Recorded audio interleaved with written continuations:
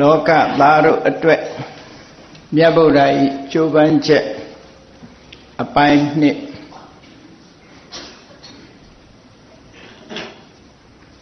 ပြည့်စုံတဲ့ချမ်းသာကြွယ်ဝတဲ့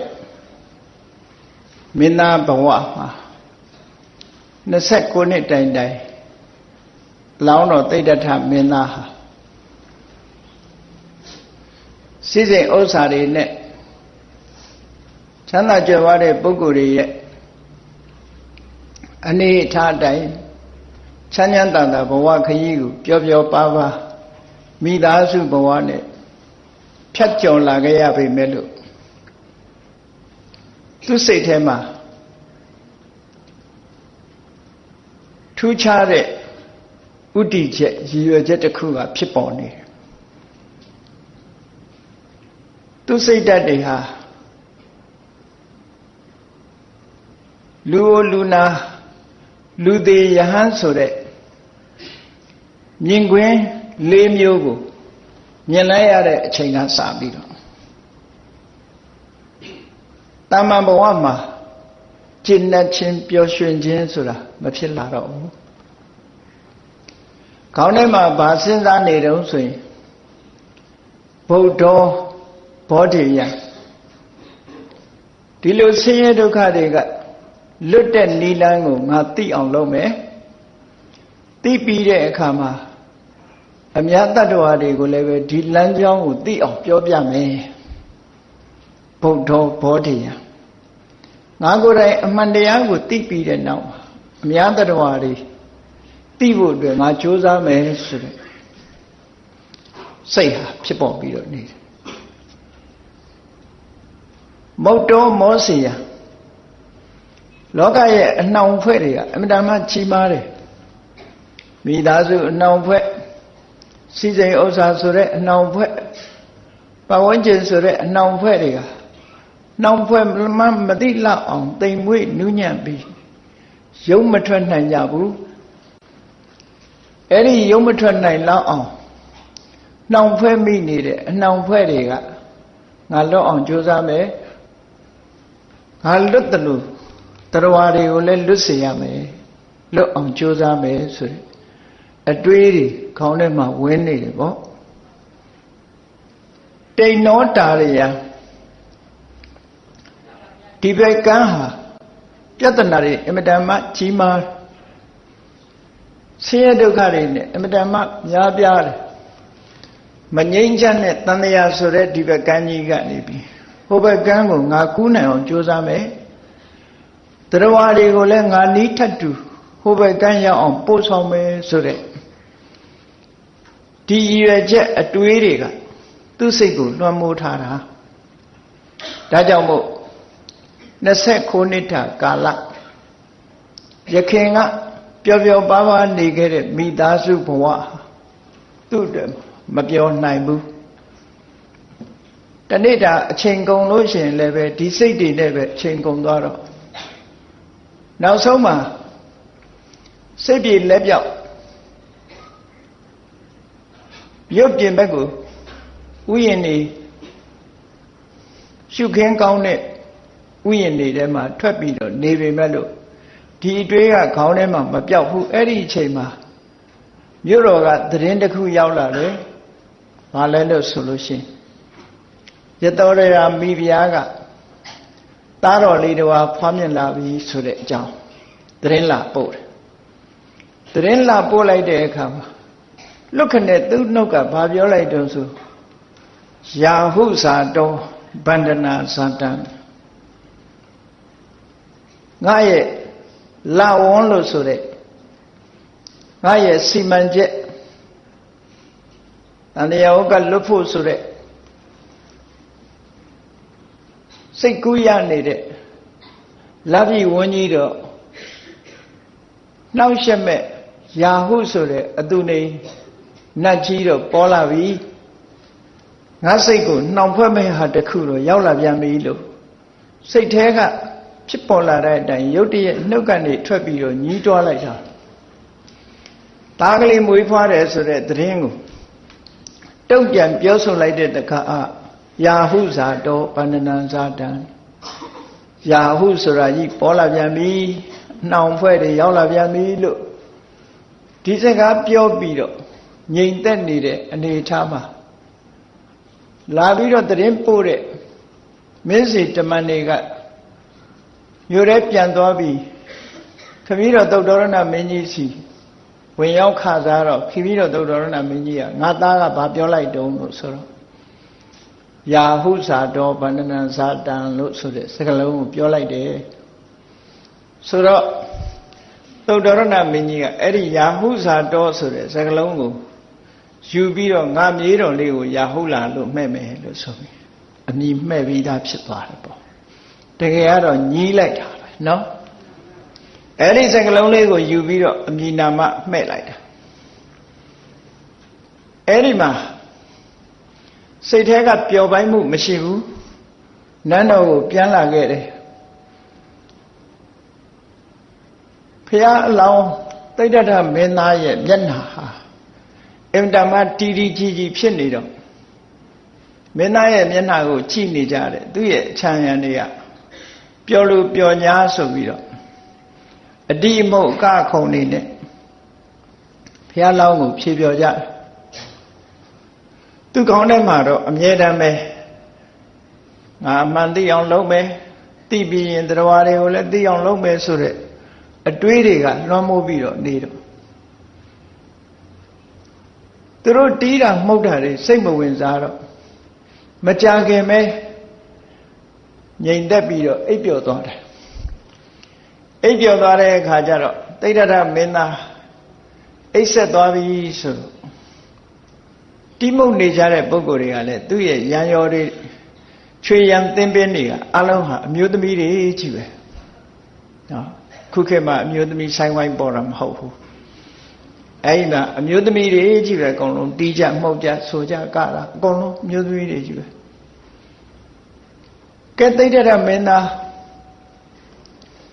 ကျိတ်ဆက်သွားပြီအလုံးတိတ်တိတ်ဆိတ်ဆိတ်နေကြတော့ဆိုပြီးတော့အကယ်၍များနိုးလာရင်ထပ်တီးဖို့ဆိုပြီးတော့ဒီအနေထားတိုင်းသူတို့လဲတီးမှုတ်နေတဲ့တူရိယာတွေကိုအသာလေးလက်နဲ့ဖက်ထားပြီးတော့လျှောင်းဆက်လိုက်ကြတယ်မကြခင်ပဲသူတို့လဲညောင်းညာတော့အိပ်ပျော်သွားကြလျှက်စစ်မေးမရှိတော့အဲ့ဒီအချိန်မှာစီမီးပဲထွန်းထားတယ်ပေါ့နန္တာစီမှာမိစာတက်ပြီးတော့ထွန်းတဲ့စီမီး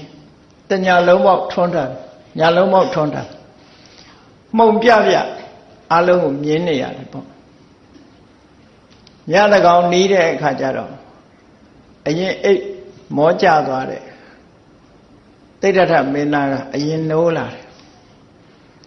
ရံရွေတော်တွေကတော့မောမောပန်းပန်းနဲ့အိတ်နေလိုက်ကြတာဟောက်တဲ့လူကဟောက်နော်အမျိုးစုံပါဇက်ကြီးတွေဟပြီးသေရည်တွေကြနေတဲ့လူကချမြင်ကွင်းကအမျိုးမျိုးဖြစ်နေတော့ဖြတ်ခနဲ့နိုးလာတဲ့သိဒ္ဓထမင်းသားဟာရုတ်တရက်ထထိုင်မှုံပြပြမီးအောင်ထဲမှာသူ့ရဲ့ရံရွေတော်ဖြေပြောကြတဲ့အမျိုးသမီးတွေအိပ်ဆက်နေတာကိုကြည့်ပြီးသူ့စိတ်ထဲမှာတုတ်တန်ရောက်သွားတယ်လို့ခံစားရပြန်တယ်ပေါ့အဲ့ဒါကသူ့ရဲ့စိတ်ကိုချက်ချင်းနန်းတော်ကထွက်ခွာဖို့အတွက်ဆုံးဖြတ်ချက်ကိုပို့ပြီးတော့ခိုင်မာသွားစေတယ်ဒါနဲ့အဲ့ရကထဟိုတစ်ဖက်ကန်းတကားနားမှာအိပ်ဆက်နေတဲ့ဆန္ဒဆိုတဲ့သူ့ရဲ့အမတ်ကိုသွားနှိုးတယ်နှိုးလိုက်ပြီးတော့ကဲငါဒီကနေ့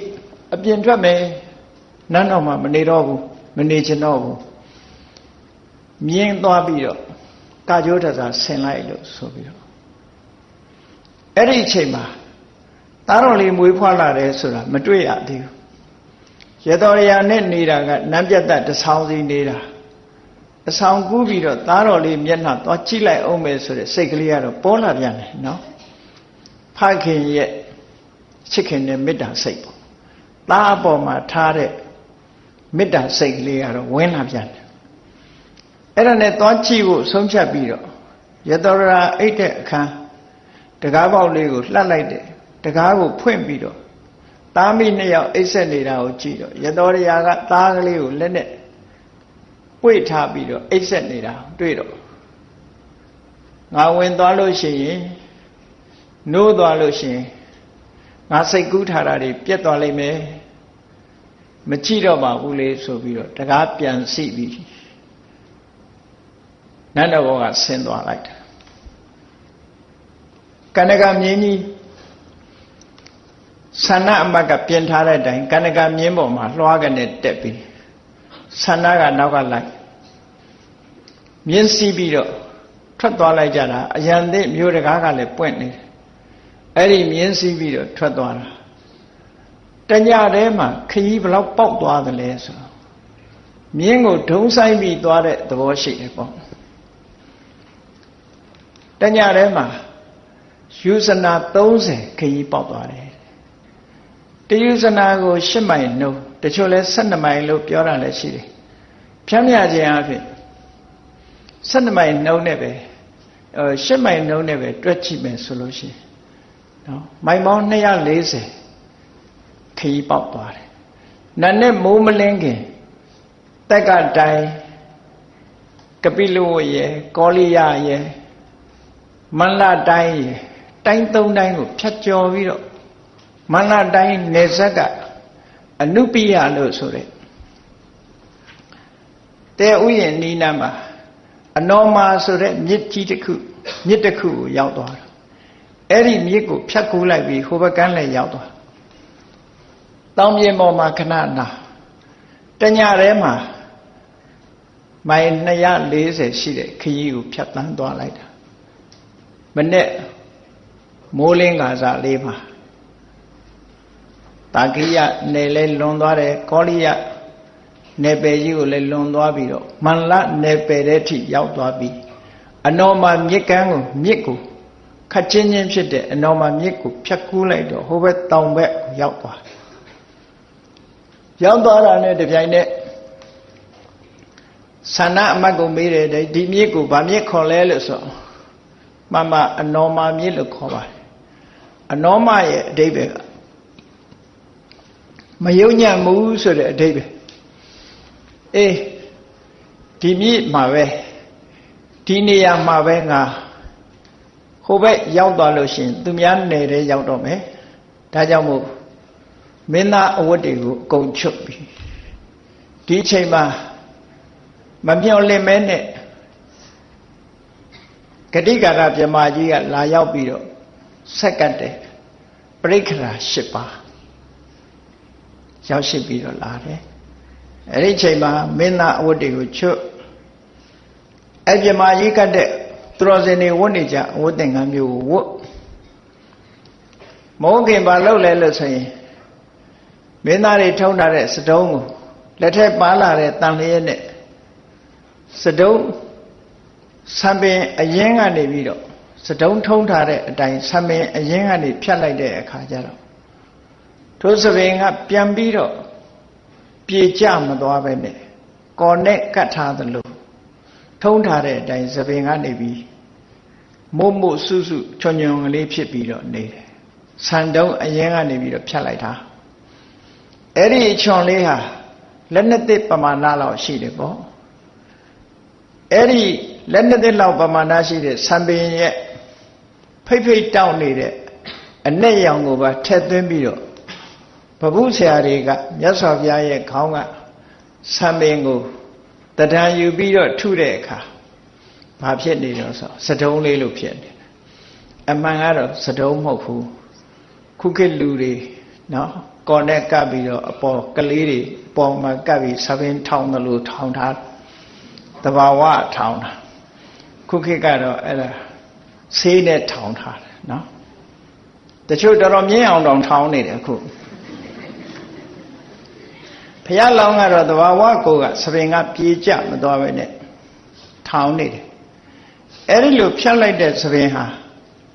တစ်သက်လုံးပြန်ပြီးတော့ဒီတဲ့ရှည်တက်ပြီးတော့မလာဘူးလက်နှစ်သက်ပမာဏရှိတယ် စံမုတ်စိတ်တွေကလည်းထိုလက်နဲ့တဲ့နဲ့လိုက်လျောညီတဲ့ရေးလောက်ပဲရှိတယ်မုတ်စိတ်ဖာယာနှခမ်းမွေးကာယာကြီးမပါဘူးနော်ရေးလေးပဲဘုရားလောင်းတော့အဲ့ဒါလို့စံမုတ်စိတ်ကိုပယ်ပြီးတော့ကဘာဥကာလကြာဘူးတဲ့ကရပြီးဗမာကြီးတွေတိမ့်ထားတဲ့သင်္ကန်းနဲ့ဝတ်စုံတွေကိုဝတ်ယုံပြီးတဲ့အခါမှာတပိတ်ကလေးကိုလွယ်မင်းသားဝတ်တွေကိုအထုပ်ထဲထုတ်ပြီးတော့ဆန္ဒကိုပြန်ပြီးတော့အမိန့်ပေးတယ်ကဲမင်းဒီကနေပြီးပြန်တော့ဆိုတော့ဆန္ဒကသူလည်းဝတ်ကျုံငယ်ပြူရင်သင်္ကန်းဝတ်ပြီးလိုက်ပါမယ်လို့တောင်းဆိုသေးတယ်မင်းလိုက်လို့မဖြစ်ဘူးတဲ့အိမ်ကိုပြန်ပြီးတော့ပြောအောင်တဲ့တရင်ပြန်ပို့လိုက်တဲ့ဆိုပြီးတော့ဆန္ဒနဲ့စကားပြောနေတာကိုကြားရတဲ့ကန္နကမြင်းကြီးကလည်းဒီအတန်နေကြားတော့ငါတို့ခွဲရတော့မှာဆိုပြီးတော့ဝမ်းနဲ့ပတ်နဲ့ဖြစ်တယ်တရိษံဆိုတာလဲဝမ်းနဲ့တတ်တယ်နော်တချို့ခွေးတွေဆိုလို့ရှိရင်သခင်ကိုခင်လို့သခင်သေသွားရင်အဲ့ဒီသခင်ညှုပ်နှံထားတဲ့မြေပုံကနေမခွာပဲနဲ့အသေးခံသွားတဲ့ခွေးတောင်ရှိသေးတာပဲလေကဘာမှာမှတ်တမ်းတင်ထားတဲ့ခွေးမျိုးခွေးတွေကလည်းအမတမခင်တတ်တယ်တိရစ္ဆာန်တွေကလည်းအမတမခင်တယ်မြင်းဆိုတဲ့တတ္တဝါတွေဟာလည်းပဲဒီတိုင်းပဲသူ့ရဲ့အရှင်သခင်ကိုအလွန်ခင်မင်တတ်တယ်ခင်မင်တတ်သည့်အတွက်ကြောင့်မျက်ရည်တွေတွေ့ကြပြီးတော့နောက်ဆုံးမှာစိတ်မထိန်နိုင်တော့ကန္နကမြင်းကြီးဟာအဲ့နာပါပဲဘုံငနဲ့လဲသွားတယ်တည်သွားတယ်ပေါ့အဲ့ဒါဘုန်းကြီးတို့ဟောထားတဲ့တရားတစ်ပုဒ်ရှိတယ်မြတ်ဗုဒ္ဓနဲ့ကန္နကမြင်းတို့ဤပြန်လည်ဆုံတွေ့ခံဆိုပြီးတော့ဟောထားတာတော့ရှိတယ်အဲ့ဒီမှာနာကြည့်လိုက်လို့ရှိရင်ကန္နကမြင်းဟာဘာဖြစ်တယ်ဆိုတာကိုတွေ့ရလိမ့်မယ်ပေါ့အဲ့တော့ကန္နကမြင်းကြီးတည်သွားတဲ့အခါကျတော့ဆန္ဒထုတ်ထမ်းပြီးသူတယောက်တည်းနယ်သုံးနယ်ကြီးကိုဖြတ်ကျော်ပြီးပြေတော့ပြန်တယ်ဖះလောင်းတော်ကတိဋ္ဌထယဟန်တော်သို့မဟုတ်ဂေါရမယဟန်တော်ဘဝနဲ့မန္လတိုင်းကအနုပိယလို့ဆိုတဲ့တရဥယျာဉ်ထဲမှာတပတ်လောက်ကြာတယ်အဲ့ဒီမှာနေထိုင်တယ်တဲ့အဲ့ဒီတပတ်လောက်ကြာနေထိုင်ပြီးတဲ့အခါမန္လတိုင်းကနေပြီးတော့ခရီးဆက်ပြီးတော့ထွက်သွားလိုက်တာဘယ်ကိုသွားတော့ဆိုတရားကျင့်တဲ့ပုဂ္ဂိုလ်တွေအလွန်ပေါများတဲ့မဂရတိုင်းဘက်ကိုထွက်သွားတယ်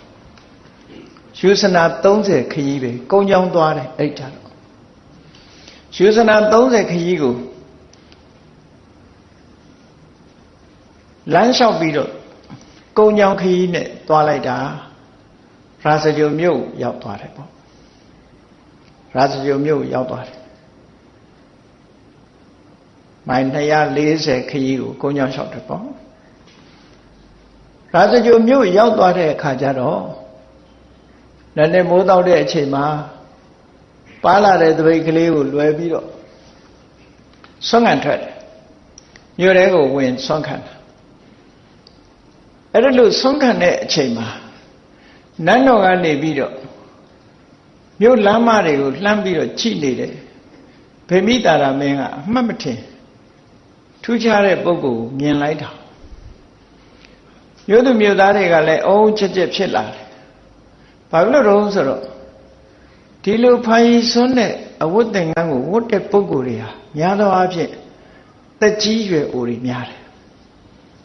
တက်ကြီးရွယ်အိုတွေများရုံနဲ့မကဘူးဆံမုတ်စိတ်တွေကလည်းထူလက်ဖြစ်နေဥပုံညစာချိုးသလိုပေါ့နော်ဆံကေတာလက်လေးသစ်မုတ်စိတ်မွေထူလက်ဖြစ်နေမဲညစ်တိစီဝရံတာတေလံအယုတ်ဆိုးအကြီးကြီးအကျစ်သိုးဆိုတာလို့ဖြစ်အဲ့ဒီလိုခေတ်ကဒါမျိုးတွေပဲများတယ်သို့တော့အခုလိုတန်တန်ပြန့်ပြန့်တန်တန်ရှင်းရှင်းနဲ့ရုပ်ရည်အစဉ်တတ်တတ်ပဲပဲငယ်ငယ်ရွယ်ရွယ်လေးနဲ့သာသနာပေါ်ဝင်လာတယ်ဆိုတာအမှန်တမ်းထူးခြားတဲ့အနေအထားတစ်ခုဖြစ်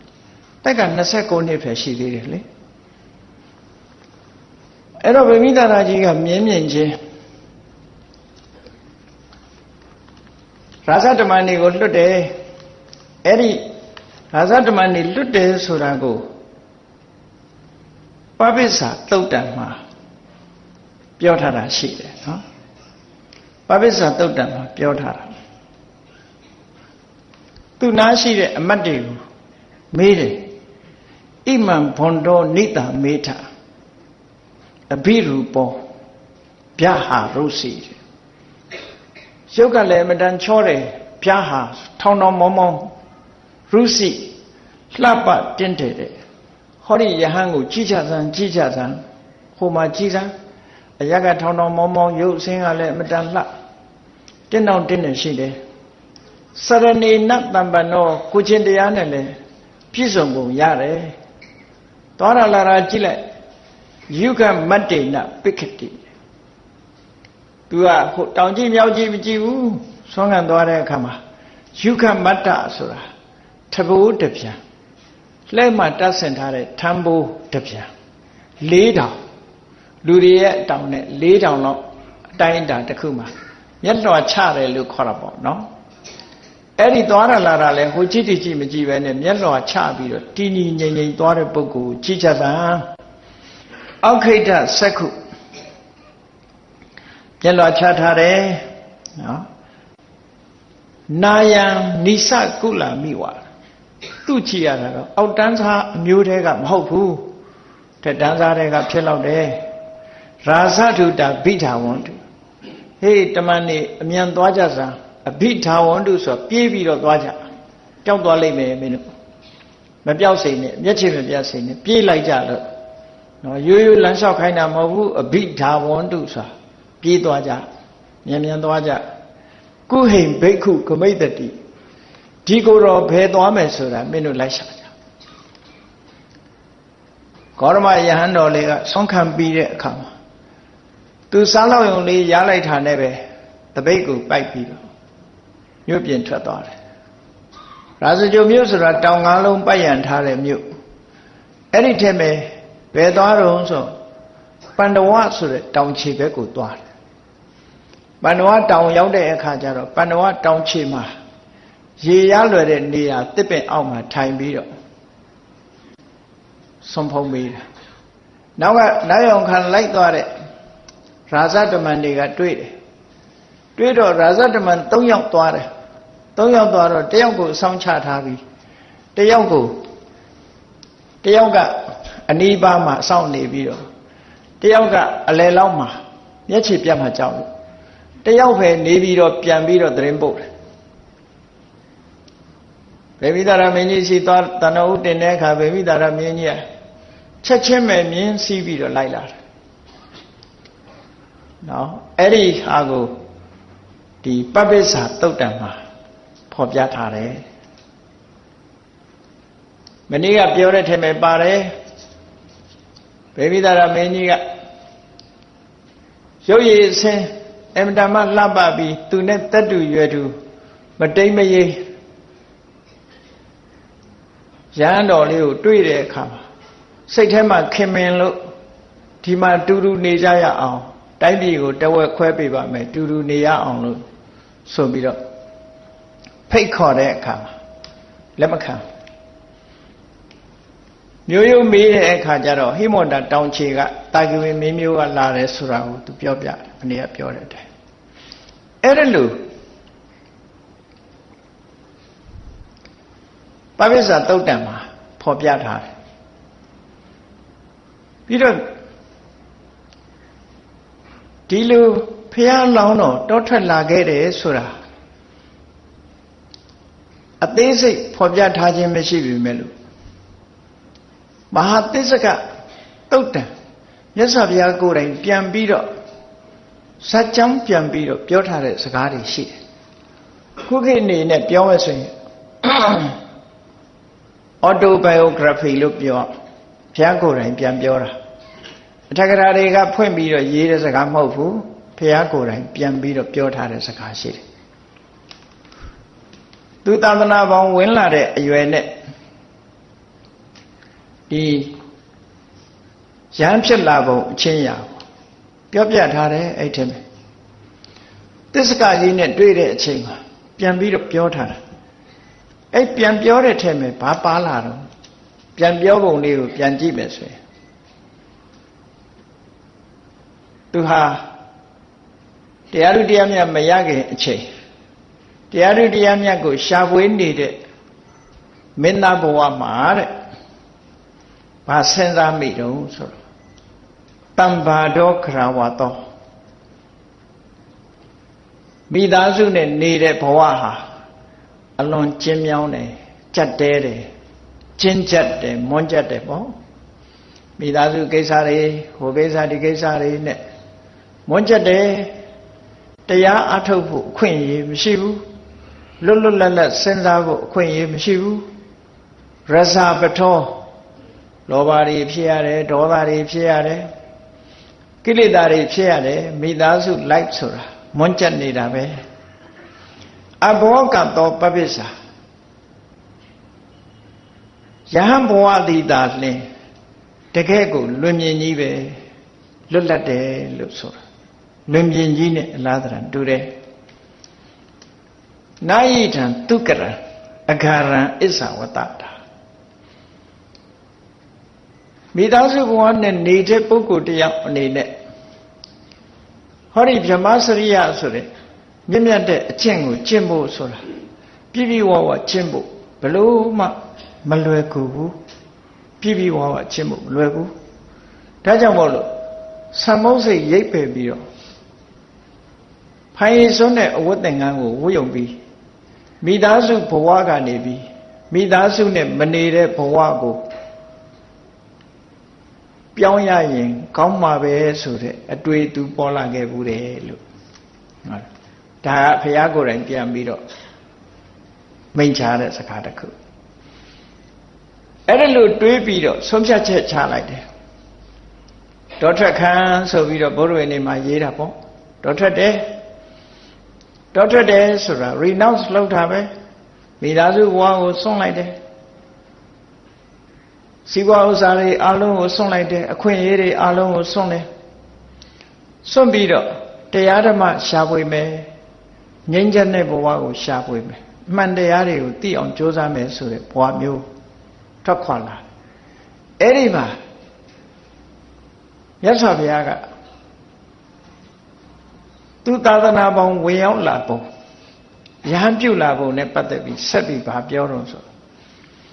အကာမကဏံမာတာပိတုနံအတုမုခန္နံရုထံတာနံဆိုတဲ့စကားလေးပါတယ်အကာမကဏံမာတာပိတုနံမိဘတွေကသူ့ကိုသင်္ကန်းမိုးစေခြင်းမူဘုန်းကြီးမဖြစ်စေခြင်းမူလိုလားမှုမရှိဘူးဒီဘဝမျိုးမိဘတွေကမကြိုက်ဘူးအဲ့ဒီမလိုလားတဲ့မိဘတွေဟာအတုမုခမျက်နှာမှာမျက်ရည်တွေနဲ့ရုထန္တနှုတ်ကလည်းထုတ်ပြီးတော့အတန်ထွက်ပြီးတော့ငိုကြွေးနေကြသားလေးဒီလိုလှုပ်သွားတာကိုမကျေနပ်နိုင်ကြဘူးအဲ့ဒီလိုငိုကြွေးနေတဲ့အချိန်မှာပဲသံမုတ်စိတ်ပယ်ပြီးသင်္ကန်းဝတ်ခဲ့တယ်လို့မြတ်စွာဘုရားဒီလိုပြန်ပြောတာဒီနေရာလေးမှာနိုင်ငံသားစာဖတ်တဲ့ပုဂ္ဂိုလ်တွေကမြန်မာတွေတွေးတယ်လို့မတွေးဘူးမြန်မာတွေကတော့ထက္ကရာဆရာတွေရှင်းလင်းချက်အတိုင်းဘုရားလောင်တော်ထက်တဲ့ဟာဒီညာကြီးတကောင်တိတ်တိတ်ထွက်လာတာဆိုတော့မိဘတွေငိုးနေတုံထွက်လာတာမဟုတ်ဘူးသူတို့ကမိဘတွေငိုးနေတုံထွက်တာမဟုတ်ဘူးညာကြီးထွက်တာလည်းမဟုတ်ဘူးမိဘတွေငိုးနေတုံအိမ်ကနေဇွတ်ထွက်လာတယ်လို့သူတို့ကဒီလိုယူဆတယ်ဒီစာပိုက်ကြည့်မယ်ဆိုရင်လည်းပဲအဲ့ဒီပုံစံမျိုးဖြစ်တယ်ပေါ့သို့တော်လည်းပဲဖြစ်နိုင်တာဘုရားလောင်ထွက်သွားတယ်ဆိုတာမနဲ့သိလိုက်တဲ့အချိန်မှာသူတို့မဖြစ်စေချင်တာဖြစ်လို့မိဘတွေဟာငိုးချံရစ်တယ်လို့ဒီလိုတော့ပြောလို့မရဘူးလားဆိုရတယ်ညတကောင်ကပျောက်သွားတဲ့သားကလေးမနဲ့မိုးလင်းတဲ့အခါမိဘတွေဟာငိုကြွေးဒီနေရာမှာလဲမာတာပိတုနံဆိုတော့တစ်ဖက်ကကြည့်မယ်ဆိုရင်မေတော်ကြီးမရှိတော့ဘူးဖွားပြီးတော့9ရက်အရာမှာပဲမေတော်မာယာ နိုင်ရဆန်သွားတယ်သို့တော်ဒီစာပိုက်မှာမိဘနှစ်ပါးငိုကြွေးနေထိုးသင်္ကန်းဝတ်ခဲ့တယ်ဆိုလို့စကားအရာပြောမယ်ဆိုရင်မေတော်ကြီးရှိနေသေးတယ်လို့တချို့ကတွေးကောင်းတွေးပြီးလိုက်ပဲသို့တော်လည်းမိတွေတော်ခေါ်မိဟာမေတော်အရာမှာဖြစ်လို့စကားပြောစဉ်အတိုင်းမလိုလားတဲ့မိဘတွေမျက်ရည်နဲ့မျက်ခွက်ဖြစ်နေတဲ့အချိန်မှာသာသနာပေါင်းဝင်လာတယ်ဆိုလိုတာကမိဘတွေကသင်္ကန်းမိုးစီခြင်းလို့အချိန်ချင်းတားခဲ့အချိန်ချင်းတားတယ်လေချိန်ချင်းတားတဲ့ဂျားတွေကပဲတိတ်တဆိတ်နန်းတော်ကထွက်သွားတာကိုအဲ့ဒါကြောင့်မို့လို့ဒီစကားမျိုးကိုဒီလိုပြောတာအတိတ်ယူရမှာကမိဘတွေကအချိန်ချင်းတားပြီးမလိုလားတဲ့သာသနာပေါင်းဝင်ရောက်ပြီးဘုန်းကြီးဝတ်သွားတာမလိုလားတဲ့အချိန်မှာပဲသာသနာပေါင်းဝင်ပြီးတော့ရဟန်းခံခဲ့တယ်လို့ရဟန်းဖြစ်ခဲ့တယ်လို့ဒီလိုအဓိပ္ပာယ်ယူရမှာပဲအဲ့လိုအဓိပ္ပာယ်ယူမယ်ဆိုလို့ရှိရင်တော့မှန်ကန်တဲ့အဓိပ္ပာယ်ကိုရနိုင်ပါတယ်ကောင်းပြီအဲ့လိုရဟန်းဖြစ်လာပြီးတဲ့နောက်မှာမလုပ်လဲဆိုပပ္ပစီတော်တမနောယဟန်ဖြစ်လာပြီးတဲ့နောက်မှာကိဉ္ကုတလခဝေတိအပြစ်ကင်းတဲ့ကုသိုလ်တရားဆိုတာဘယ်ဟာလဲဆိုတာလေ့လာငါတဏ္ဍာမှာဖြစ်လာမယ်ဆိုလို့ရှိရင်အပြစ်ကင်းတဲ့ကုသိုလ်တရားတွေဟာဘာတွေလဲလို့ဆိုတာရှာဖွေဖို့အနုတ္တရံတန်တိဝရပဒံပရိယေတမာနော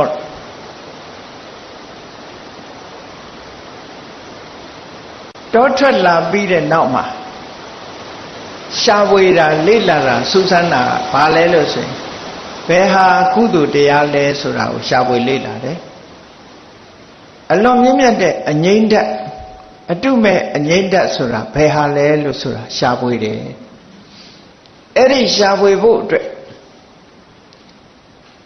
မိသားစုဘဝကိုစွန့်ပယ်ပြီးတော့မိသားစုနဲ့ကင်းပြီးလွတ်လပ်တဲ့ယဟန်ဘဝကိုကူးပြောင်းခဲ့တာလို့ဒါမြတ်စွာဘုရားကိုယ်တိုင်သစ္စကကြီးနဲ့တွေ့တဲ့အခါမှာပြန်ပြောတဲ့စကားလေးပေါ့အဲ့ဒီလိုနဲ့ဝတ်လာတဲ့အခါမှာဘယ်လိုအချိန်ဝတ်လာတုံးလို့ဆိုအရွယ်အနေနဲ့ဖော်ပြတဲ့အခါမှာခဏလိုသင်္ကန်းဝတ်ဖို့အချိန်ချင်းစဉ်းစားတယ်မိဘတွေမလိုလားတဲ့အလုပ်ကိုနောက်ပိုင်းမှာအောင်မြင်မြင်ဆွတ်လုပ်လာတယ်အဲ့ဒီအချိန်မှာဒဟရောဝတမနောအရွယ်ကအမတမငယ်သေးတယ်တုနုပြိုပြိုပဲရှိသေးတယ်ကာလခေတောစပင်ကအ내ပဲရှိသေးတယ်ဆိုခုခေတ်လူတွေတော့အယောင်ဆိုးပြလိုက်တာ내မနဲ့တော့နော်ကာလခေတော내မှောင်တဲ့စပင်ရှိနေတဲ့အချိန်ဗတ္တရေနယုဗနေနအရွယ်ကောင်းတဲ့အချိန်လေးမှာ29နှစ်ပဲရှိသေးတာဟုတ်အရွယ်အလွန်ကောင်းပြီးတော့နော်ပထမေနဝယတာလူရဲ့အရွယ်သုံးပါးပေါင်းလိုက်လို့ရှိရင်ပထမအရွယ်မှာပဲရှိသေးတယ်အဲ့တော့ပထမအရွယ်ဆိုတာ33နှစ်ထိအောင်ပထမအရွယ်လို့ခေါ်တယ်နောက်ထပ်ဒုတိယ33နှစ်ကြတော့66နှစ်ထိပေါ့ဒုတိယ33နှစ်ကဒုတိယအရွယ်66နှစ်ကနေ68နှစ်ကနေပြီးအထက်ကျတော့တတိယအရွယ်လို့ဒီလိုသတ်မှတ်တယ်တရားရန်ကို3ပိုင်းပိုင်းလိုက်တာ33 3ခုစီပိုင်းလိုက်တဲ့အခါကျတော့လားတရားပြည့်ဖို့တစ်ခုပဲလိုတာကိုအဲ့ဒါလို့လူတွေရဲ့အရွယ်3မျိုးကိုပိုင်းထားတဲ့ထဲမှာ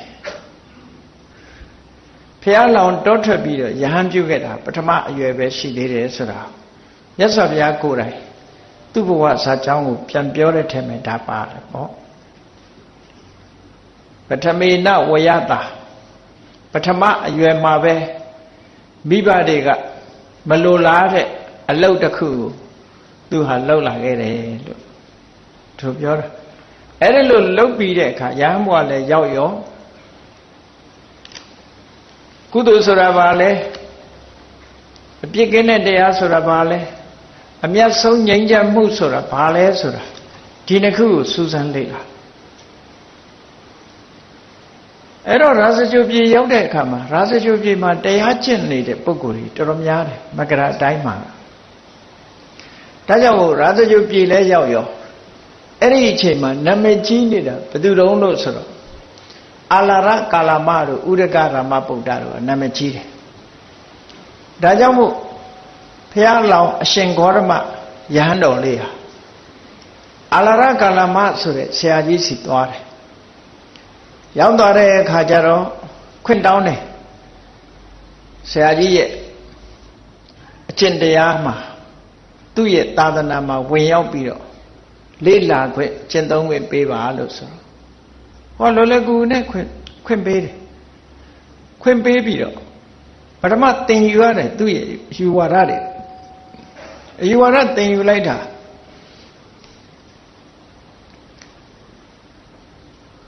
ဒီအရှင်ဂေါရမဖះလောင်းတော်ဟာညာအမတမထက်တာဖြစ်လို့ခဏအတွင်းမဲ့သူသင်ကြားပို့ချချက်တွေအကုန်လုံးနှုတ်သက်ဆောင်နိုင်သွားတယ်ပေါ့အကုန်လုံးရသွားတယ်ရသွားတော့သူနဲ့ဓာန်လူသင်ယူနေကြတဲ့အာလာရကာလမရဲ့တပည့်တွေအားလုံးဟာစာပေကိုအလွတ်ရွတ်နိုင်ုံလေးနဲ့ပဲတတ်ပြီးဆိုတဲ့အနေအထားမျိုးသိတယ်ဆိုတဲ့အနေအထားမျိုးကိုပြောနေကြတဲ့ပုဂ္ဂိုလ်တွေကြီးပဲရှင်ဂေါရမစဉ်းစားတယ်ဒီအာလာရကာလမဆရာကြီးဟာဒီတရားဓမ္မတွေကိုသိယုံသိတာမဟုတ်ဘဲနဲ့လက်တွေ့ကျင့်သုံးပြီးတော့ထူးခြားတဲ့တရားဓုတရားမြတ်ဒီကျင့်စဉ်တိုင်းသူအောင်မြင်ပြီးသားဖြစ်ရမယ်ယုံကြည်ချက်တတ်တတ်နဲ့တော့သူလုံးတာမဟုတ်တော့ဘူးလက်တွေ့ကျင့်သုံးပြီးသူပေါက်ရောက်အောင်မြင်မှုတော့ရှိရမယ်ဆိုပြီးအာလာရကာလမယသိတာဆရာကြီးထံချင်းကပ်ပြီးတော့မေးတယ်ဘယ်အဆင့်ထိအောင်လက်တွေ့ကျင့်သုံးပြီးပြီလဲလို့ဆိုတော့အာကိဉ္စညာယတနာဇံလို့ခေါ်တယ်နော်ရူပဝဆရဇံ၄ဆင့်ပြီးတဲ့နောက်မှာအရူပဇံ၄ဆင့်ရှိတဲ့ထင်မယ်ပထမဆင့်ကအာဂတနိသယတနာ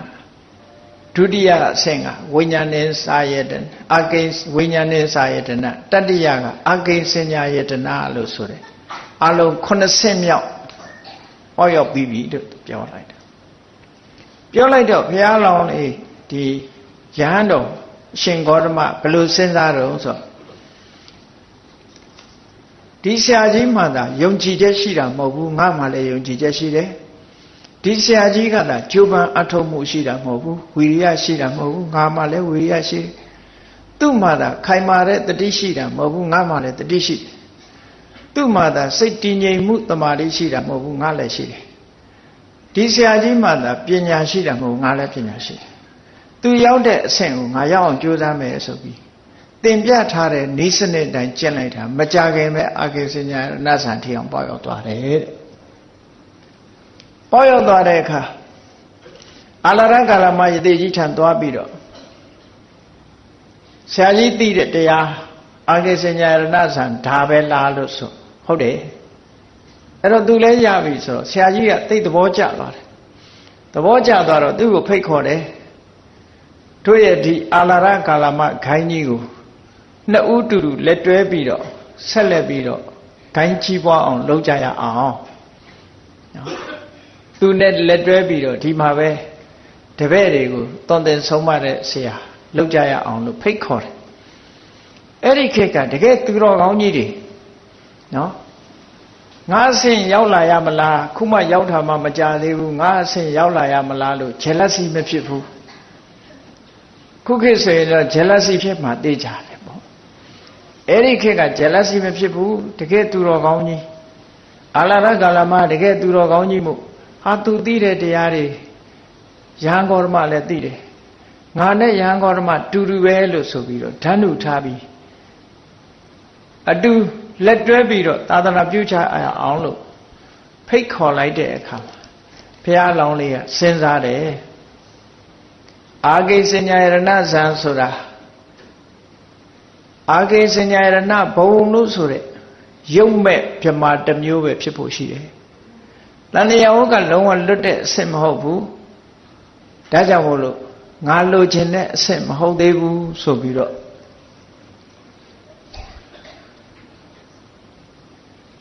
အဲ့ဒီမှာ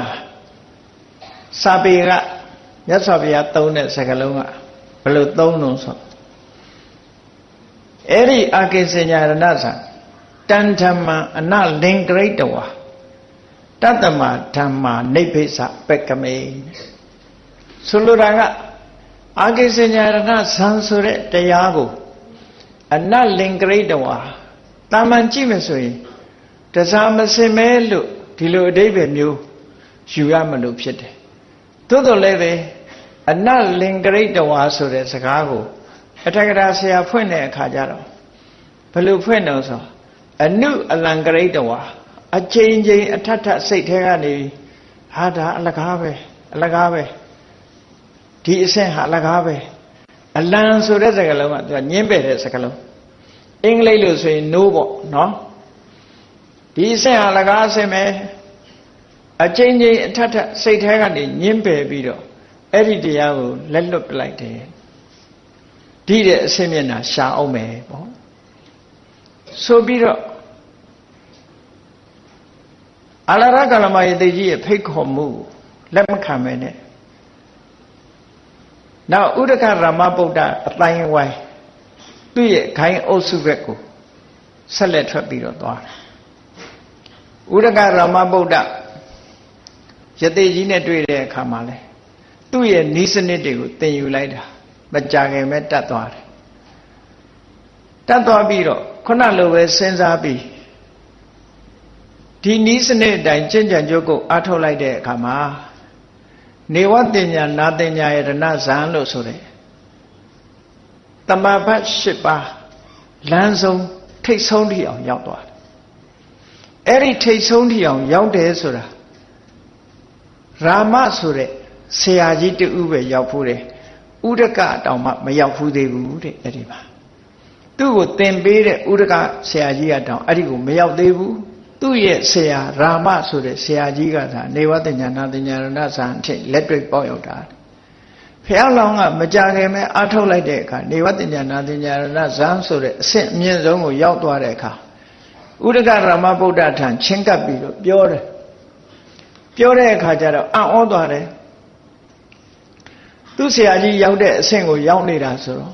သူလည်း jealousy မဖြစ်ဘူးတော်လိုက်တာဆိုပြီးတော့ဒီကိုင်းကြီးမှာဖះအလောင်းကိုဆရာတင်နေသူဟာနော်ဆရာအနေနေပါဒီကိုင်းကြီးကိုအုပ်ချုပ်ပါသူတို့တောင်ဒီအဆင့်မရောက်သေးဘူးဆိုပြီးတော့ဖះအလောင်းလေးကိုတောင်းဆိုတယ်အဲ့ဒီတောင်းဆိုတဲ့အခါမှာလည်းသူကစဉ်းစားတယ်နေဝတ္တညာနာတညာရဏဇံဆိုတာအရူပဘုံမှာပဲလမ်းဆုံးတယ်တဏှာဟုတ်ကမလွတ်သေးဘူးဒီတဲ့အဆင့်မြင့်တဲ့တရားရှားရအောင်မယ်ဆိုပြီးတော့စိတ်ထဲကလက်မခံအနတ်လင်္ကရိတဝါအကျဉ်းချင်းစိတ်ထဲကညင်းပယ်ပြီးတော့ဥဒကရမဗုဒ္ဓတို့ရဲ့ထံကနေပြီးတော့ထွက်ခွာသွားတယ်ဒီတော့တရားရှာနေတာချက်ချင်းတွေ့တာမဟုတ်ဘူးမကရတိုင်းရာဇဂိုပတ်ဝန်းကျင်မှာဆရာကောင်းနာမည်ကြီးတဲ့ဆရာတွေစီချင်းခတ်ပြီးတော့တရားရှာပထမဆုံးအာလာရကာလမနဲ့တွေ့ဆုံပြီးတော့ပထမသင်ယူတယ်technique ကိုသင်ယူတယ်သင်ယူပြီးတော့လက်တွေ့ကျင့်သုံးတယ်ပေါက်ရောက်အောင်မြင်တယ်အဲ့ဒါနဲ့မကျေနပ်တော့ဥဒကတို့ခိုင်းကိုပြောင်းသွားတယ်ပြောင်းသွားပြီးတော့ဥဒကဆရာကြီးစီကသင်တယ်လက်တွေ့ကျင့်သုံးတယ်အောင်မြင်ပေါက်ရောက်မှုရသွားတယ်ဒါကိုလည်းစိတ်ထဲမှာမကျေနပ်ဘူးဒီတဲ့ထူးခြားတဲ့တရားရှိရအောင်မယ်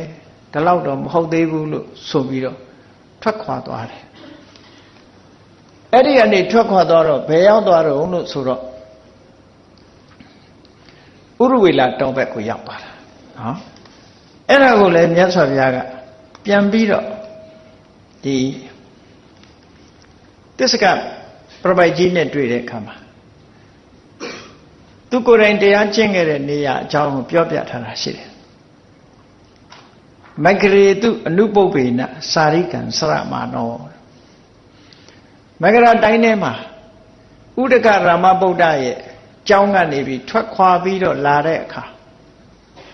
စင်တိုင်းရှေ့ဆက်သွားလိုက်တော့ဘာတွေ့တော့ဆိုယေနဥရဝေလာတေနာနိဂမောတရဝတရီဥရဝေလာတော သေနာဆိုတဲ့ဏီကုံးရွာဘက်ကိုရောက်သွားတယ်အဲ့ဒီကိုရောက်သွားတယ်လို့ဆိုလို့သေနာဏီကုံးရွာဆိုတာနှုတ်ကနာစွမ်းကတ်တဲ့သူဇာတာတို့ရဲ့ရွာကိုရောက်သွားတာပြောတာနော်ဥရဝေလာတော်သေနာဏီကုံးရွာဘက်ကိုရောက်သွားတယ်ရောက်သွားလိုက်တဲ့အခါကျတော့အလုံးဗုဒ္ဓဂယာရောက်တဲ့ပုဂ္ဂိုလ်တွေတော့ရှိမှာပေါ့ခဏိခေမြင်ကွင်းနဲ့လွန်ခဲ့တဲ့နှစ်ပေါင်း2500မြင်ကွင်းကတော့ပြောင်းသွားပြီပေါ့ခြေနေတွေအများကြီးပြောင်းနေပြီပေါ့အဲ့ဒီမှာဥရဝေလာတောနာမှာကြည့်တော့နေရဌာနအနေထားတစ်ခုကိုမြတ်စွာဘုရားကပြန်ပြီးတော့ပြောထားတာဘာလို့ဆိုရမဏီယံဘူမိဘာကံဥရဝေလာတောကြည့်လိုက်ရတာမြေကလည်းပဲမြေပြတ်အင်တမပျော်မွေးเสียကောင်းတယ်ပျော်မွေးเสียကောင်းတယ်မြေပြင်ကလည်းပျော်မွေးเสียကောင်းတယ်ပါဠိကံသဝနတန္တံတောအုပ်လေးကလည်းလှတယ်နတိစတန္တန်တေနတိစတန္တန်တေမြည်ရည်တွေကလည်းစီးနေတယ်မြည်ရဲ့နာမည်ကိုတော့ဒီမှာထည့်ပြီးတော့ပြောမထားဘူးသို့သောပပိစ္ဆာတုံးမှာတော့နေရင်စရာမြစ်လို့ထည့်ပြီးတော့ပြောတာနေရင်စရာမြစ်ဆိုတာမော်ရီညွန်နေမရှိလို့ရေကအမတမကြည်တယ်ငါးလေးတွေကူးနေတာတောင်မြင်ရလောက်အောင်ရေကြည်တယ်လို့ဆိုလိုတယ်ပေါ့မြစ်ကလည်းပဲတသွင်းသွင်းစီးဆင်းနေတယ်တေတကံမြစ်ရည်လေးကကြီးပြီးတော့ဖွေးနေတာတုပ္ပတိဋ္ဌာစိတ်ကန်းလေးတွေကလည်းအမတမတာယာလှပါတယ်၆ကဘာကြီးတွေမဟုတ်ဘူးမြစ်ထက်ကိုဆင်းမို့ရတောင်မြင်လေးနဲ့စိတ်ကန်းလေးတွေကလည်းအမတမကောင်းတယ်တုပ္ပတိဋ္ဌံရမဏီယံတမန္တာသခောစရခာမံပတ်ဝန်းကျင်ကလည်းဆွမ်းခံရွာတွေရှိတယ်အဲ့တော့ဒီအချက်လက်တွေကိုကြည့်လိုက်တဲ့အခါဓမ္မပြည့်စုံမြေပြင်ကလည်းပဲညီညာတယ်ပျော်မွေ့စရာကောင်းတယ်တောအုပ်ကြီးကလည်းပဲကြည်နူးစရာကောင်းတယ်မြစ်ကလည်းပဲစီးဆင်းနေတယ်မြစ်ရေကလည်းကြီးနေတယ်ဖွေးနေတယ်စိတ်ကန်းလေးကလည်းအမတမတာရတယ်ပတ်ဝန်းကျင်မှာလည်းပဲရွာလေးတွေရှိတယ်ဒီနေရာဟာတကယ်ကိုတရားအထုတ်လို့ကောင်းတဲ့နေရာတစ်ခုပဲလို့စိတ်ထဲမှာဆုံးဖြတ်ပြီးဒီနေရာမှာပဲငါတရားကျင့်တော်မယ်လို့စိတ်ဆုံးဖြတ်ပြီးဥရဝေလာတော်မှာဖះအလောင်းတော်ဟာဆက်လက်ပြီးသတင်းသုံးတယ်ဆိုတဲ့အကြောင်းပြန်ပြောထားတယ်နော်ဒါ autobiography ထက်ကထာကရေးတဲ့စကားမဟုတ်ဘူးဖះကိုယ်တိုင်သူကိုယ်တိုင်ကျင့်ကြံခဲ့တဲ့ဟာကိုပြန်ပြီးတော့ပြောပြတာအဲ့ဒါလို့အမတန်လှပတဲ့နေရာတစ်ခုကိုရွေးချယ်ပြီးတော့စိတ်ငြိမ်တဲ့တစ်ပင်အောက်မှာရောက်ရှိရင်ကနေပြီသူစဉ်းစားလာတော့ခေါင်းထဲမှာနှိုင်းရှင်စရာဥပမာလေးပေါ်လာတယ်။ဘာတွေဥပမာပေါ်လာတော့ဆိုတရားဓမ္မကျင့်ကြံကြိုးကိုအထုတ်တော်မယ်ဆိုတစ်သား၃ချောင်းစဉ်းစားမိတယ်ပေါ့တစ်သား၃ချောင်းအခြေအနေချင်းမတူတဲ့တစ်သား၃ချောင်းတစ်သားဆိုတာကျွတ်တင်ပြီးတော့ပြောရမယ်ဆိုလို့ရှိရင်တော့ရှေးခေတ်တုန်းကမီးရဖို့ဆိုတာအမတန်မှမာကျောတဲ့ဒုတ်ချောင်းနှစ်ချောင်းကိုပွက်ရတယ်နော်အောက်ကခံတဲ့ဒုတ်ချောင်းကိုပုတ်ခုံလို့ခေါ်တယ်အပေါ်ကနေပွတ်တဲ့ဒုတ်ချောင်းကိုတော့ပွတ်ကြီးလို့ခေါ်တယ်ပုတ်ခုံပွတ်ကြီးအဲ့ဒီဒုတ်ချောင်းနှစ်ချောင်းကိုပွတ်လိုက်တဲ့အခါမှာပူးလာပြီးတော့မီးဖြစ်လာတာရှေးကမီးရဖို့ဆိုတာတော်တော်ကြိုးစားရတယ်လို့ဒီလိုပြောတာဒါကြောင့်မို့ကြိုးစားအထုတ်မှုနဲ့ပတ်သက်ပြီးပြောတဲ့အခါမှာမိဖို့ယောက်ျားပမာလားသူဆိုတဲ့ရှေးကကြပြစကားလေးတွေရှိတယ်ပေါ့အလုပ်လုပ်ပြီးဆိုရင်မိဖို့ယောက်ျားရဲ့ကြိုးစားမှုမျိုးနဲ့လုပ်ရမယ်နားလို့မရဘူးသူကခဏနာချထားရင်ပြန်အေးတော့မှလေဒုတ်ချောင်းတစ်ချောင်းကိုပုတ်လေးပူလေးပိုးပူလာတဲ့အချိန်လေးမှာမိဖြစ်မှာကိုရပ်ထားလိုက်လို့ရှင်ပြန်အေးတော့မှမရဘူးအဲ့ဒီမှာဘုရားလောင်းက Eri Kika Mia on looked at Pokum Puchi Sure Danaku Upama Pew Bido Yasabia Teta Tong Jong Konema Pola Eri Teta Tong Yoma the Chonga Sule Sunide Yirele Chatare Dad the Chong Now the Chonga Suro Sure Yire Matawu Gomo Dentare or Dad the Chong Now so the Chonjaro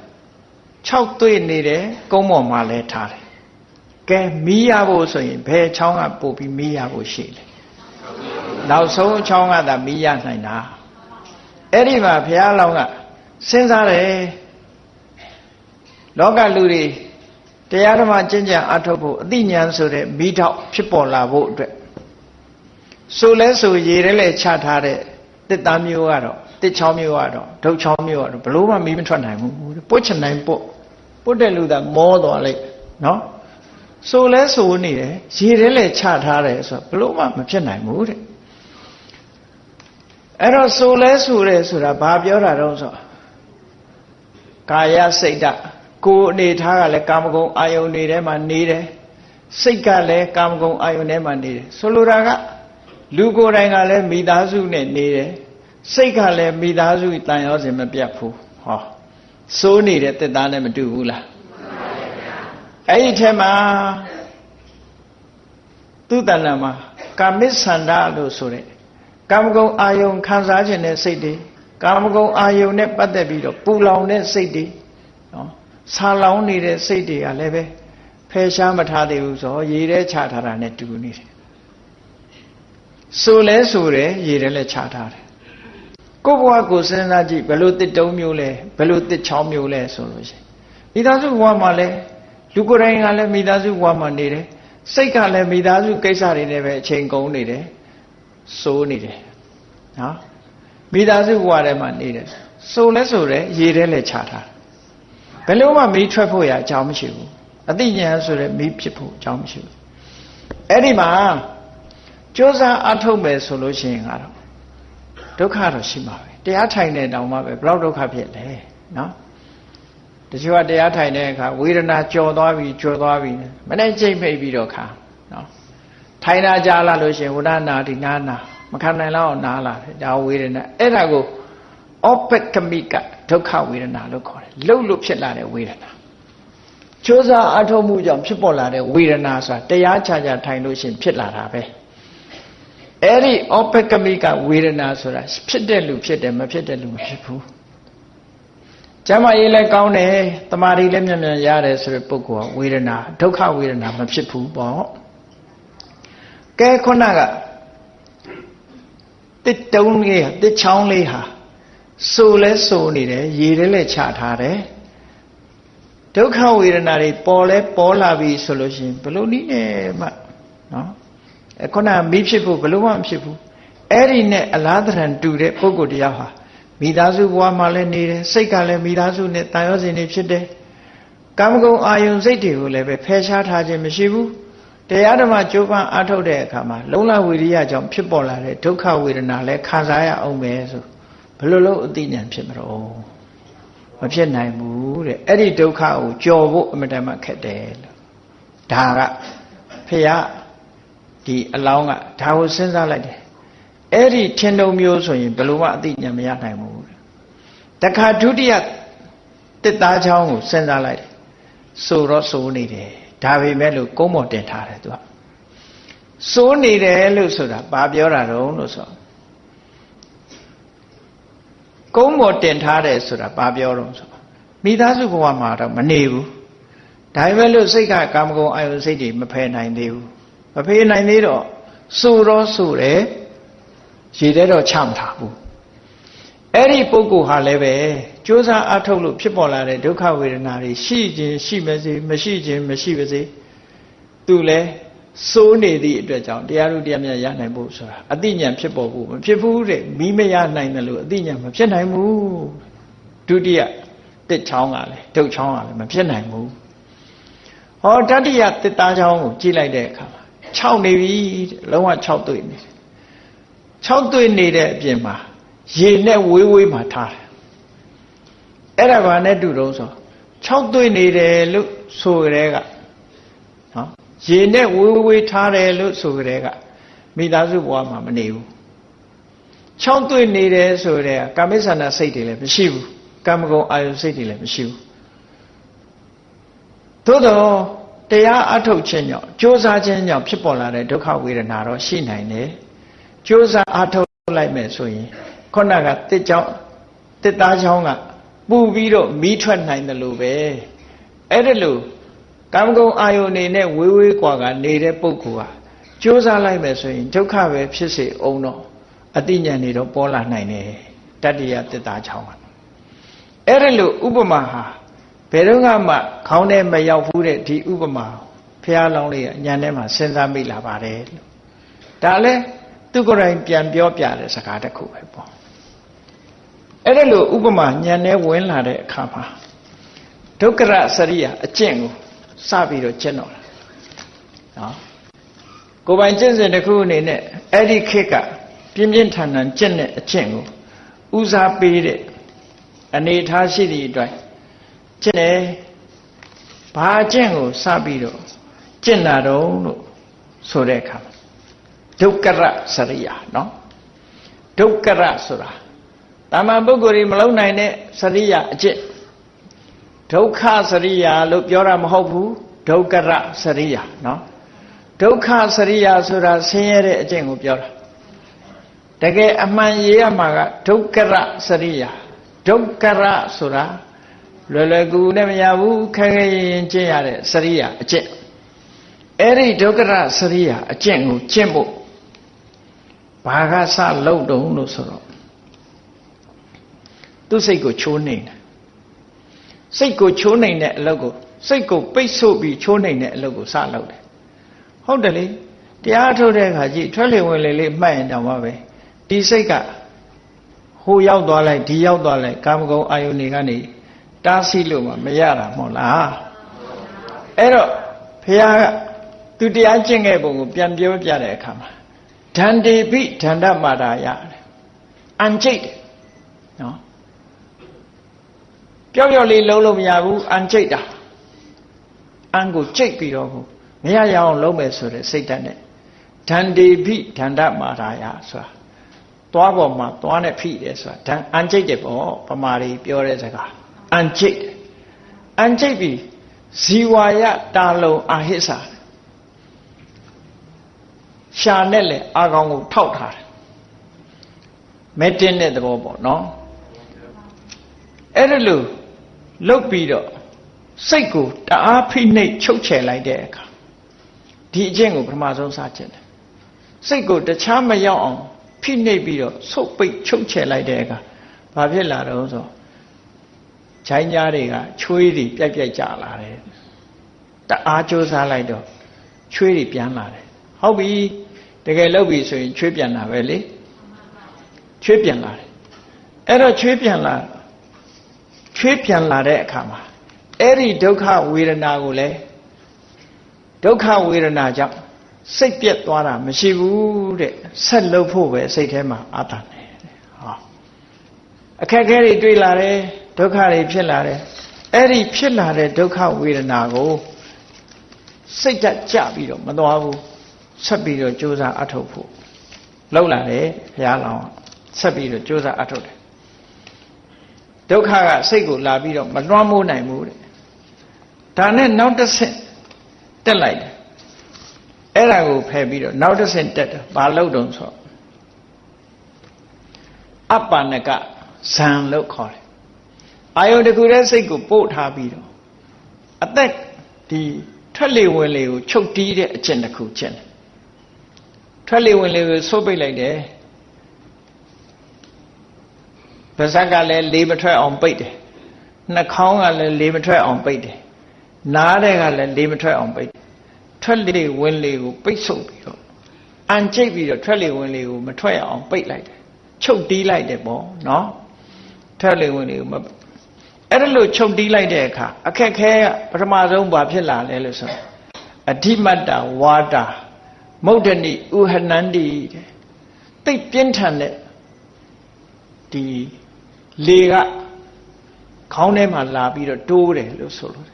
နှာခေါင်းကလေမထွက်ရဘူးနားလေမထွက်ရအပေါက်ရှိတွေကပိတ်လိုက်တယ်ပစုပါတော့ပိတ်ထားလိုက်တယ်ချုပ်တီးထားလိုက်တဲ့အခါကျတော့လေကတိုးမိတိုးရတူးတဲ့အခါခေါင်းမှာလာတိုးတယ်အမှန်တမ်းပြင်းထန်တဲ့ဝေဒနာကိုခံစားရတယ်ခေါင်းကိုတူကြီးနဲ့ထုနေသလိုခေါင်းကျိန်းတာဖြစ်လာတယ်သို့တော့အဲ့ဒီဒုက္ခဝေဒနာနဲ့ကြုံရတော့လည်းပဲစိတ်ဓာတ်ကြမသွားဘူးတဲ့ဆက်လက်ပြီးတော့လှုပ်တယ်ဒုတိယဘာအခက်ခဲဖြစ်လာတော့ဆိုအဓိမတ္တတိတဝေဒနာခေါင်းကိုက်တဲ့ယောဂဖြစ်လာတယ်လေကိုချုပ်တီးလိုက်တဲ့အခါကျတော့ခေါင်းတွေဓာတ်ကိုက်လာတယ်အဲ့ဒီခေါင်းကိုက်လာသည့်အတွက်ကြောင့်လဲစိတ်ဓာတ်ကကြမသွားဘူးတဲ့ဒီဒုက္ခကိုလည်းကြော်လွှားအောင်စိတ်ထဲမှာထားနိုင်တယ်အဲ့ဒါလို့ချုပ်တီးတော့နောက်ဆက်လက်ပြီးတော့လှုပ်တဲ့အခါမှာဘာဖြစ်လာတော့ဆိုအလုံးကိုပြင်းထန်တဲ့လေက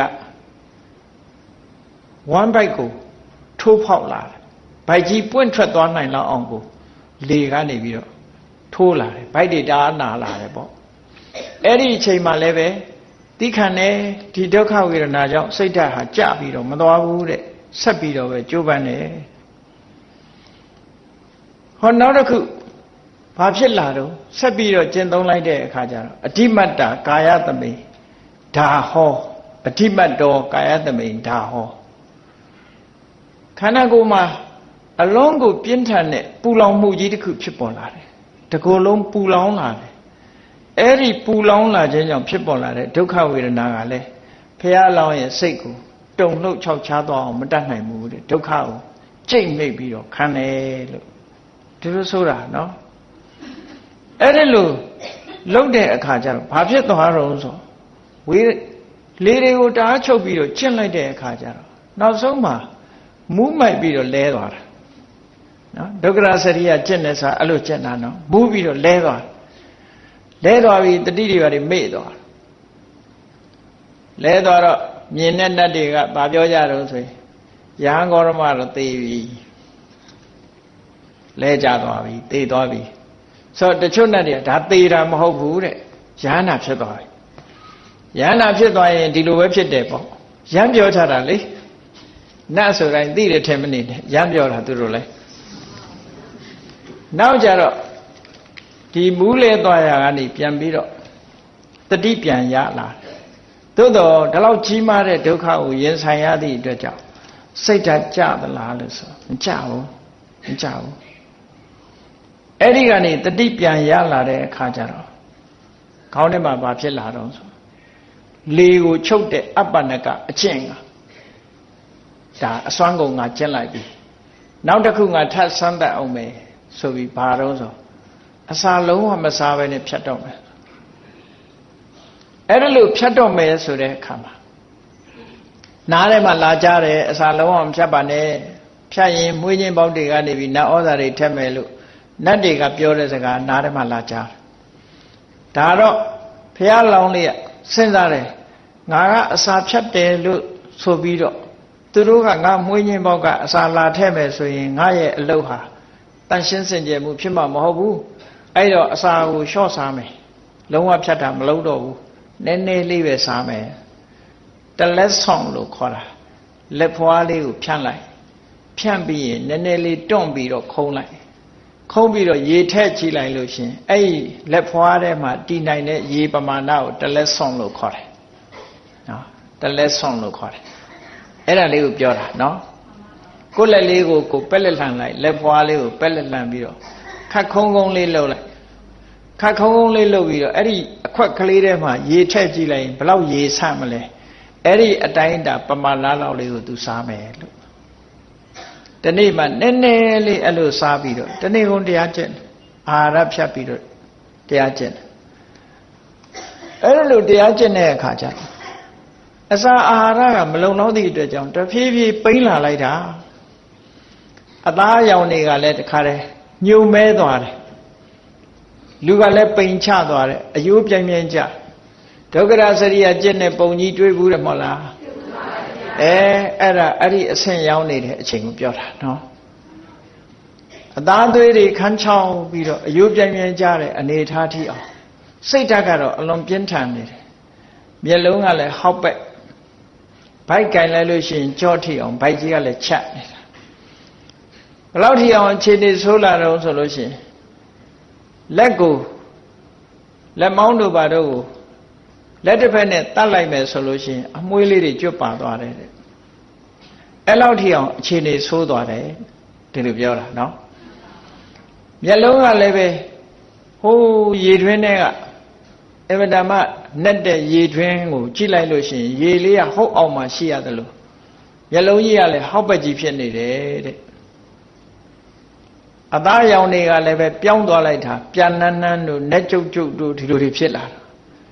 နတ်တွေကအမျိုးမျိုးပြောကြတယ်ရဟန်းဂေါတမဟာအသားတွေညိုသွားတယ်တို့အသားတွေမဲသွားတယ်တို့ဒီလိုမျိုးမျိုးပြောကြတာနော်အဲ့ဒါလို့ပင်ပင်ပန်းပန်းဆင်းရဲတွေကျင့်လိုက်တာအစွမ်းကုန်ကျင့်တော်လည်းပဲသူလိုချင်တဲ့အသိဉာဏ်တစ်ခုရမလာပါဘူးတဲ့ရမလာတော့စဉ်းစားတယ်တိယအညောမက်ခောဘောဓာယအသိဉာဏ်ရဖို့အတွက်ဒီလမ်းတော့မဟုတ်တော့ဘူးတခြားလမ်းဖြစ်ကောင်းဖြစ်လိမ့်မယ်လို့စိတ်ထဲမှာအသိဝင်လာတယ်အသိဝင်လာတဲ့အခါမှာဘာသွားတတိယတော့လို့ဆိုငယ်ငယ်လေးတုန်းကထွက်လေဝင်လေလေးကိုအာယုစိုက်ပြီးတော့ပထမဆန်ရဘူးတဲ့တလောက်ငယ်ငယ်လေးကရနိုင်ပါမလားလို့မစင်စားနဲ့အလေးအကျင့်တန်လျာမှာအလေးအကျင့်ရှိလာတဲ့ဟာတခုဟာအလွယ်တကူဖြစ်တတ်တယ်ပေါ့ကိုယ့်ရဲ့လေ့ကျင့်မှုစွမ်းအားဟာအမှန်တမ်းကြီးမားခဲ့တယ်ခမည်းတော်သုတ္တရဏမင်းကြီးလေတော်မင်္ဂလာလုံးနေတဲ့အချိန်မှာတပြေပင်အောက်ဘုရားလောင်းလေးတူတဲ့တိတ်ထားတဲ့အချိန်အဆောက်တွေကလည်းလေတော်မင်္ဂလာပွဲကိုသွားငေးနေတဲ့အချိန်လေးပါတယောက်တည်းထထိုင်ပြီးတော့ထွက်လေဝင်လေမှတ်ရင်ကနေပထမဆန်ရလာခဲ့ဘူးတယ်ပေါ့အဲ့ဒါလေးကိုသွားပြီးတော့အမှတ်ရလိုက်တော့အဲ့ဒီဟာကမှလမ်းမှန်ဖြစ်ကောင်းဖြစ်လိမ့်မယ်အခုငါကျင့်နေတာတွေဒီလောက်ပင်ပင်ပန်းပန်းကျင့်တာတောင်မရဘူးဆိုရင်ဒီလမ်းကြောင်းဟာမဟုတ်တော့ဘူးလို့စိတ်ထဲမှာပေါ်လာခဲ့တယ်ပေါ်လာခဲ့လို့တိယမေခောတိယအညောမေခောဘောဓာယဘောဓာယအသိဉာဏ်ရဖို့အတွက်အညောမေခောတခြားနိလန်းဟာတိယဖြစ်ကောင်းဖြစ်လိမ့်မယ်လို့ဘုရားလောင်းဟာအသိဉာဏ်နဲ့စဉ်းစားပြီးတော့လမ်းကြောင်းပြမှုကြိုးစားလာဒီလိုပိန်ချုံပြီးတော့အသားရည်ညှဉ်းနှွမ်းနေတဲ့အင်အားမရှိတဲ့အနေအထားမျိုးနဲ့ကတော့အဲ့ဒါမျိုးရဖို့ခက်လိမ့်မယ်ဒါကြောင့်မို့လို့ပြန်ပြီးတော့ငါဟာအစာစားအောင်မှပဲအစာစားပြီးအားရှိအောင်လုပ်ပြီးတော့မှတရားဆက်ပြီးတော့ကျင့်မယ်လို့သူစိတ်ကူးနဲ့အစာပြန်စားတဲ့အချိန်မှာအနန္တကစောင့်ကြည့်ပြုစုနေတဲ့ဘုရားလောင်းတောထွက်ပြီးတဲ့နောက်မှာလိုက်လာကြတဲ့ပင်စဝခီတွေကဘုရားအလောင်းယဟန်ဂေါရမအစာလဲပြန်စားရောစိတ်ပြက်သွားကြတယ်သူတို့ကဒါလက်လျှော့သွားပြီးဗာတရားတို့မှလည်းမရဘူးဒီလောက်ပင်ပင်ပန်းပန်းကျင့်တာတော့မရဘူးအခုတော့အစာတွေပြန်စားနေပြီကမ္မထာလောက်ကလည်းထွက်သွားပြီငါတို့တော့မျောလင်းချက်တွေဝေးကုန်ပြီဆိုပြီးတော့ဒီမှာမနေကြတော့ဘူးတဲ့ဣတိပတနာတောဘက်ကိုပြောင်းသွားကြတယ်ဒါလည်းမြတ်စွာဘုရားကိုယ်တိုင်ပြန်ပြီးတော့မင်းရှိတဲ့စကားတစ်ခုပဲအဲ့လိုသစ္စကသုတ်တံမှာအော်တိုဘိုင်ယိုဂရာဖီအနေနဲ့တရားဘယ်လိုကျင့်ခဲ့တယ်ဆိုတာကိုဘုရားဟာပြန်ပြီးတော့မင်းရှိတယ်အေးဒါကြောင့်မို့တရားချက်ခင်သူတော်စင်ပြိဿပေါင်းတို့ဘုရားမြတ်စွာအများကောင်းကျိုးအတွက်လောကသားတို့အတွက်ဘုရားဖြစ်သူမရောက်ခင်ကလည်းဘလောက်ပင်ပင်ပန်းပန်းကြိုးပမ်းအားထုတ်ခဲ့တယ်ဘလောက်လုပ်ခဲ့ရတယ်ဆိုတာဟာဒီဇာလန်းနေဒီမှတ်တမ်းတွေကိုကြည့်မယ်ဆိုရင်သိတာပါတယ်ဒါကြောင့်မို့လို့တရားအထုတ်တဲ့အခါမှာအခက်ခဲတွေတွေ့လဲစိတ်မလျှော့ကြနဲ့မြတ်စွာဘုရားကိုယ်တိုင်တောင်မှပဲပင်ပင်ပန်းပန်းဒီလောက်အထုတ်ရတယ်လို့ဆိုတာဒီကြိုးပမ်းအထုတ်မှုလုံလဝီရိယဆိုတာအင်တမအရေးကြီးတယ်အခုခေတ်တော့အတွေးလေးကချောလာတယ်အေးတက်တက်တာတာလို့အတ္တကိလမထာဖြစ်တယ်အတ္တကိလမထာဖြစ်တယ်ပင်ပင်ပန်းပန်းမလုံနဲ့စိန်လေးနဲ့အထုတ်ခိုင်းလို့မရဘူးနော်အေးအဲ့ဒါလို့ကြိုးစားအထုတ်မှရနိုင်တယ်လုံလဝီရိယဆိုတာအယိုးကြည်ကြည်အေးခန်းခန်းကြိုးပမ်းအထုတ်ရမယ်လမ်းစဉ်မှန်ဖို့ပဲအရေးကြီးတယ်ဆိုတာကိုမှတ်သားနိုင်ယူကြပြီလောကသားတို့အတွက်မြတ်ဗုဒ္ဓရဲ့ကြိုးပမ်းချက် အဲ့ဒါမှခက်ခဲလာတယ်ဆိုတာသိရှိကြီးညိုကြပြီးဘုရားမြတ်စွာရဲ့ဂုဏ်တွေကိုအာယုံပြုကာမိမိတို့ရဲ့လုံလဝိရိယတွေတိုးတက်လာအောင်ကြိုးစားအားထုတ်နိုင်ကြပါစေကုန်သတည်း